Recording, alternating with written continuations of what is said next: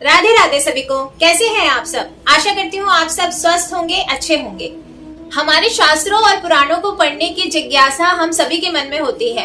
उनकी महिमा इतनी ज्यादा होती है कि उन्हें पढ़ने मात्र से या सुनने मात्र से हमारी कई इच्छाएं पूरी हो जाती हैं। हम कई सारी प्रॉब्लम्स का सलूशन पाते हैं और हमारे मन में शांति आती है।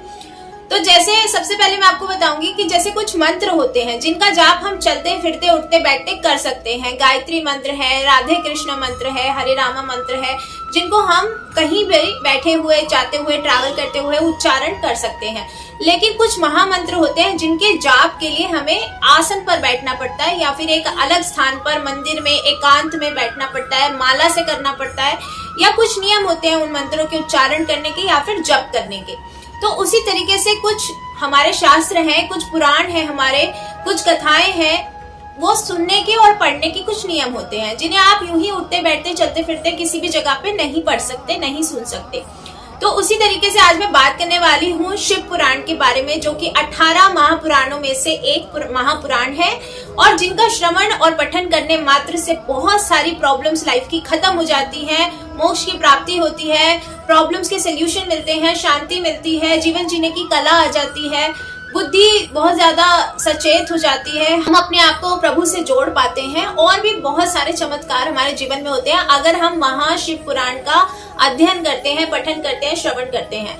लेकिन इसके कुछ नियम होते हैं। मैंने पर्सनली ये बहुत बार कई लोगों को करते देखा है जो कानों में ईयरफोन लगा के महाशिव पुराण की महिमा को सुन रहे होते हैं, बीच में सो जाते हैं, बीच में किसी से बात करने लगते हैं, बीच में छोड़ देते हैं, खाना खा लेते हैं, चलते फिरते ट्रैवल करते हैं, ये सब कर रहे होते हैं, जो कि ठीक नहीं है, जिससे हमें दोष लगता है। कई बार हम कोई चीज अच्छे के लिए करने जाते हैं लेकिन उसे सही तरीके से ना करने पर हमें उसका फल भी नहीं मिलता है और हमें उससे नुकसान भी हो जाता है। जैसे आप पूरा महीना नौकरी करते हैं, 9 घंटे रोज के काम करते हैं, तब जाके आपको 1 तारीख को सैलरी मिलती है। आप अपने कंफर्ट के हिसाब से उसे करना चाहें कि चलो आज मैं 3-4 घंटे के लिए जाता हूँ, कल मैं 2 घंटे के लिए जाता हूँ, या मैं महीने में सिर्फ 5-6 बार ही जाता हूँ, लेकिन मुझे सैलरी पूरी चाहिए 1 तारीख को। क्या ये पॉसिबल है? नहीं। तो इसी तरीके से चीजों को अगर आप अपने कंफर्ट लेवल से बाहर आके नहीं करेंगे, सही तरीके से नहीं करेंगे, सही समय पर नहीं करेंगे, तो आपको उसका फल भी वो नहीं मिलेगा जो आप चाहते हैं।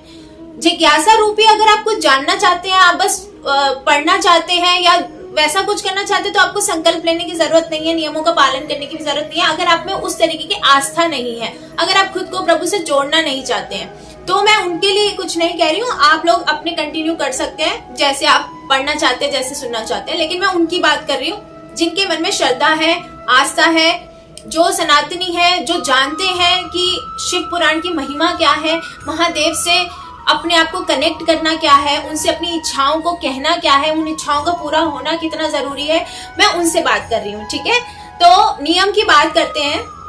अगर आप महाशिव पुराण पढ़ना चाह रहे हैं, शुरू करना चाह रहे हैं इसका पाठ, तो सबसे पहले आपको जानना जरूरी है कि इसमें है क्या क्या। ठीक है, जैसे कि आपने देखा कि महाशिव पुराण में आपको 7 संहिता मिलेंगी जिसमें आपको 24,672 श्लोक मिलेंगे। इनको पूरा करने का सही समय साप्ताहिक होता है, 7 दिनों में आप इसे पूरा कर सकते हैं, लेकिन चाहे तो आप महीने भर भी आराम से भी पूरा कर सकते हैं। लेकिन जिन नियमों का आपको पालन करना होता है वो उस दौरान करना ही पड़ेगा जब तक आप पाठ कर रहे होंगे। आपको ब्रह्मचर्य का पालन करना होगा, आपको सात्विक भोजन लेना होगा। आप चाहे तो व्रत कर सकते हैं, अगर क्षमता नहीं है व्रत करने की तो आप अनियन, गार्लिक, नॉनवेज और अल्कोहल छोड़ सकते हैं और सात्विक भोजन ले सकते हैं। अगर आप चाहें तो एक बार नमक खा के, एक बार अन्न खाकर या एक बार फलाहार करके भी इस व्रत को पूरा कर सकते हैं जब तक आप इस पाठ को कर रहे हैं। पाठ करने के पहले दिन आपको महादेव की अच्छे से पूजा करनी है, शिवलिंग की अच्छे से अभिषेक करनी है और लास्ट डे आपको हवन करना होता है। चाहे तो आप छोटा सा घर में ही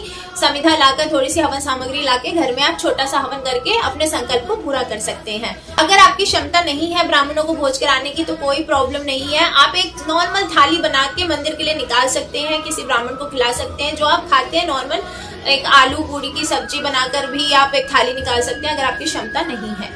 ठीक है, तो नियमों का मतलब ये नहीं होता है कि आप पे कोई भार आ जाएगा और आप उन नियमों से डर के उसको करें ही नहीं। नियमों का मतलब सिर्फ इतना होता है कि आप जिस चीज को पढ़ने जा रहे हैं, समझने जा रहे हैं, अपने जीवन में उतारने जा रहे हैं, उसका वो बहुत महत्वपूर्ण है। वो कोई छोटी मोटी कोई स्टोरी बुक नहीं है, कोई कथा नहीं है, इंस्पिरेशन वाली स्टोरी नहीं है जो आप ईयरबड्स लगा के यूट्यूब पे आराम से सुन लेंगे लेटे बैठे उठते हुए। ये महापुराण है।